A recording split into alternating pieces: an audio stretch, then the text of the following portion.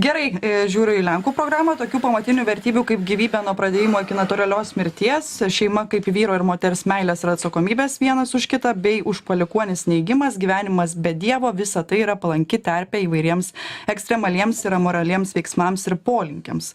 Ką jūs darysit su ateistais? Kaip jūs jų nuomonę atliepsit?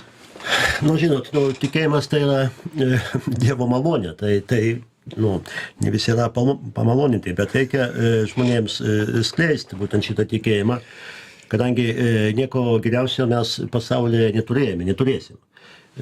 Tai Dievas sukūrė pasaulį, sukūrė vyrai, moteriai, taip yra, taip bus, ką mes šiandien sugalvotum, nedarytum.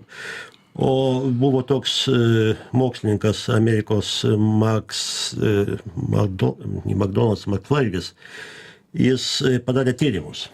Rezultatai buvo stulbinantis. Tai žmogus, kuris gyvena pagal šventą raštą, yra 10 kartų linkęs mažiau nužudyti žmogų, 4,5 kartų nuskręsti žmogų, 3 kartų vogti, taip toliau. Vami atsakymas.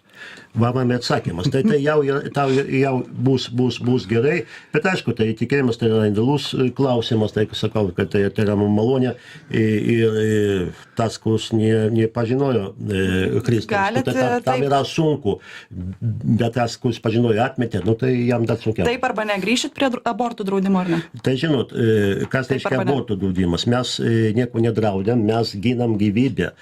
Mūsų skamba programė gyvybės apsauga nuo pradėjimo iki natūralios mirties. Jau įrodyta mokslu, kad 21 dieną po pradėjimo pradeda plakti žmogaus širdis, plaka jo širdis. Tuoj mes padiskutuosim, jau žinios.